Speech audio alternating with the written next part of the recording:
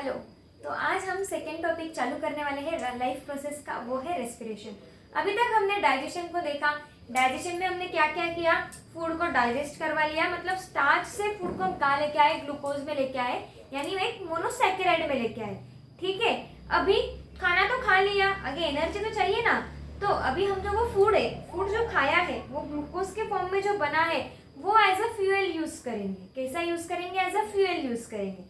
ठीक है, बट उसके लिए भी एक प्रोसेस है, उसका नाम है रेस्पिरेशन। ठीक है, तो चलो पहले चालू करते हैं कि रेस्पिरेशन होता क्या है।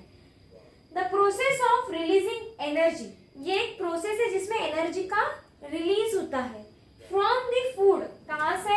फूड के थ्रू वो एनर्जी क्या होती है, रिलीज होती है, उसे हम कहते हैं रेस्पिरेशन। यहाँ तक तो क्लियर है ना?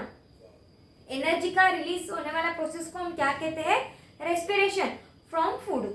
ठीक है, देन जो भी कुछ एनर्जी बन रही है रेस्पिरेशन के प्रोसेस के दौरान उसे हम कहते हैं, या वो फॉर्म में बनती है एटीपी के। किसके फॉर्म में बनती है वो? एटीपी के फॉर्म में बनती है। तो एटीपी का फुल फॉर्म है एडिनोसाइन ट्राइफॉस्फेट। ठीक है, क्या है एटीपी का फुल फॉर्म? Adenosine triphosphate. और यही एटीपी को हम कहते हैं एनर्जी करेंसी। क्या कहते हैं? Energy currency.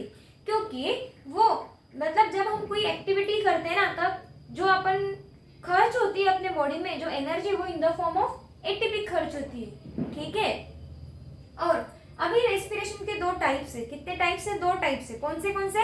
Aerobic respiration and anaerobic respiration. Aerobic respiration हम पहले देख लेते क्या होता है, वो थोड़ा बहुत कॉम्प्लिकेटेड है, चलो देख लेते हैं। एरोबिक का मतलब होता है जो भी कुछ रेस्पिरेशन हो रहा है वो in the presence of oxygen हो रहा है। किसके प्रेजेंस में? ऑक्सीजन के प्रेजेंस में होने वाले रेस्पिरेशन को हम कहते हैं एरोबिक रेस्पिरेशन। ठीक है, तो चलो देखते हैं। अभी ये है एक सेल, ये क्या है? एक सेल। सेल के अंदर क्या है? बहुत सारा साइटोप्लाज्म है। ठीक है, अभी जो अपना स्टार्च टूट के काय में आया था, ग्लूकोज में आया था, वो ग्लूकोज भी ये साइटोप्लाज्म में मौजूद है। यस है। अभी देखो, ग्लूकोज का फॉर्मूला सबको पता है, C6H12O6, ये ग्लूकोज का फॉर्मूला है। तो ये ग्लूकोज टूटता है साइटोप्लाज्म में, क्योंकि एनर्जी बनानी है ना, तो टूटना तो पड़ेगा। तो ग्लूकोज टूटा साइटोप्लाज्म के अंदर, किसमें? अभी बताती हूँ मैं तुमको। टूटा, उसको वो प्रोसेस को हम कहते हैं ग्लाइकोलिसिस। क्या कहते हैं? ग्लाइकोलिसिस। ग्लाइको का मतलब होता है ग्लूकोज एंड लिसिस का मतलब होता है ब्रेकडाउन। तो ग्लूकोज टूटा कहाँ पे? साइटोप्लाज्म में। ठीक, यहाँ तक तो समझ गया। पर टूटा किस में वो? तो पायरुवेट में टूटा। काय में टूटा? पायरुवेट में। उसको हम पायरुविक एसिड भी कह सकते हैं। ठीक है, ग्लूकोज कितने कार्बन का मॉलिक्यूल था? 6 कार्बन का। बट पायरुवेट जो है वो 3 कार्बन का है। तो एक ग्लूकोज टूटने के बाद कितने पायरुवेट बनेंगे? 2 पायरुवेट बनेंगे। क्लियर है यहाँ पे? क्योंकि एक पायरुवेट 3 कार्बन का है, जैसे 2 पायरुवेट बने। अभी ये पायरुवेट है ना, उसका जो फ्यूचर है वो डिपेंड होता है ऑक्सीजन के ऊपर। क्योंकि हम एरोबिक रेस्पिरेशन पढ़ रहे हैं तो इसमें ऑक्सीजन आएगा ही। पायरुवेट का फ्यूचर डिपेंड है ऑक्सीजन के ऊपर। ऑक्सीजन मिला तो वो जाएगा कहाँ पे? माइटोकॉन्ड्रिया में। वो कहाँ जाएगा? माइटोकॉन्ड्रिया में। और माइटोकॉन्ड्रिया में जाने के बाद उसका क्या बनेगा, मतलब उससे क्या क्या बनेगा? CO2, water and ATP. और ये जो एटीपी है ना, वो माइटोकॉन्ड्रिया में जाके स्टोर हो जाएगी। क्या हो जाएगी? स्टोर हो जाएगी। और CO2 जब हम एक्सहेल करते हैं तब बाहर निकल जाएगा, और वाटर बॉडी के कुछ एक्टिविटी में यूज हो जाएगा।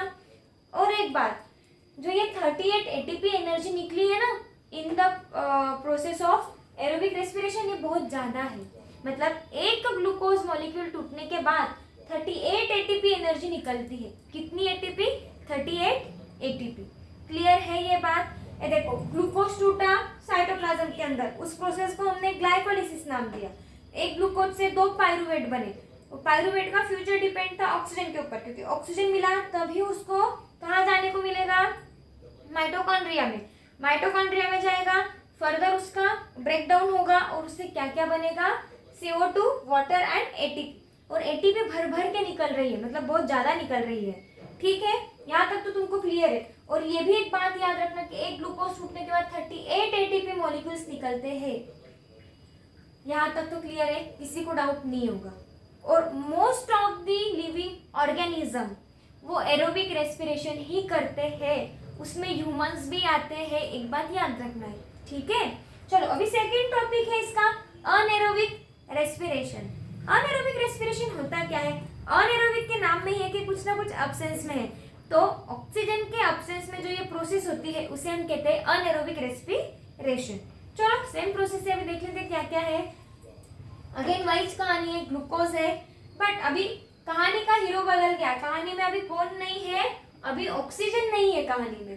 तो ग्लूकोज लिया, अगेन वही ग्लूकोज का फॉर्मूला हमको पता है C6H12O6, ये ग्लूकोज का फॉर्मूला है। अगेन वो कहाँ पे है? साइटोप्लाज्म में है। साइटोप्लाज्म में टूटा, तो टूट के अगेन उसने क्या बनाया? पायरुवेट बनाया। तो कितना पायरुवेट बनाया? 2, क्योंकि एक पायरुवेट 3 कार्बन का है, तो कितने पायरुवेट बने? 2 पायरुवेट बने। बट अभी ना ऑक्सीजन तो नहीं आया सेल के पास, तो क्या होगा? बस कुछ नहीं, वो साइटोप्लाज्म में रहेगा, क्योंकि ऑक्सीजन मिला तो उससे तो अभी उसको माइटोकॉन्ड्रिया में जाने को जगह है। ऑक्सीजन नहीं मिला तो वो एज इट इज सेल में रहेगा, बट आगे सेल में रह के भी वो कुछ अलग प्रोडक्ट्स बनाता है। तो तुमने फर्मेंटेशन नाम सुना है? सुना ही होगा। इडली ढोकला बनाते वक्त फर्मेंटेशन ही करते ना, वो कुछ आधा डिब्बा बैटर रहता है, उसके बाद वो अगले दिन नेक्स्ट डे वो पूरा फूल के बाहर आ जाता है। तो फूल के बाहर आया मतलब कौन सी प्रोसेस हुई वहाँ पे? फर्मेंटेशन हुआ। और फर्मेंटेशन कौन करवाता है? वो ईस्ट करवाता है, जो कि है एक यूनिसेलुलर फंजाई, ठीक है। तो अभी ये ईस्ट ने क्या किया? रेस्पिरेशन, जो ईस्ट है वो अनएरोबिक रेस्पिरेशन करता है, मतलब ग्लूकोज लेता साइटोप्लाज्म में, उसको ब्रेक डाउन करवाता पायरुवेट में। ऑक्सीजन नहीं मिला तो भी उसके बाय प्रोडक्ट्स कुछ अलग है, और ये जो बाय प्रोडक्ट्स निकल रहे हैं ना, उनमें ये है एसिटिक एसिड। कौन सा है ये? एसिटिक एसिड है ये, राइट? सॉरी, अल्कोहल है, एसिड नहीं। ये है अल्कोहल, ये है कार्बन डाइऑक्साइड, और एटीपी निकल रही है सिर्फ 2 एटीपी, ठीक है। मतलब तुम बोले कि मैम जो हम इडली ढोकला खाते हैं उसके अंदर क्या अल्कोहल होता है क्या? तो ये अल्कोहल होता है उसके अंदर, बट जब अपन वो तवे पे डोसे डालते ना, और अल्कोहल जो ये है वो वोलेटाइल है, मतलब जैसे ही अपन उसको तवे पे डालेंगे वो वेपर्स निकल जाते हैं उसके। CO2 के कारण वो बैटर फुला फुला रहता है, और एटीपी जो है कितनी जनरेट हुई है? 2 एटीपी। मतलब अनएरोबिक रेस्पिरेशन में बहुत negligible amount of energy produce होती है। तो अनएरोबिक में एक ग्लूकोज टूटने के बाद 2 एटीपी एनर्जी मिलती है, और एरोबिक के अंदर एक ग्लूकोज टूटने के बाद 38 एटीपी एनर्जी मिलती है। तो यही से ही तो समझना होगा ना कौन सा ज्यादा इफेक्टिव प्रोसेस है? Obviously aerobic. बट ऐसे भी कुछ बैक्टीरिया है जो अनएरोबिकली रेस्पायर कर जाते हैं, ठीक है।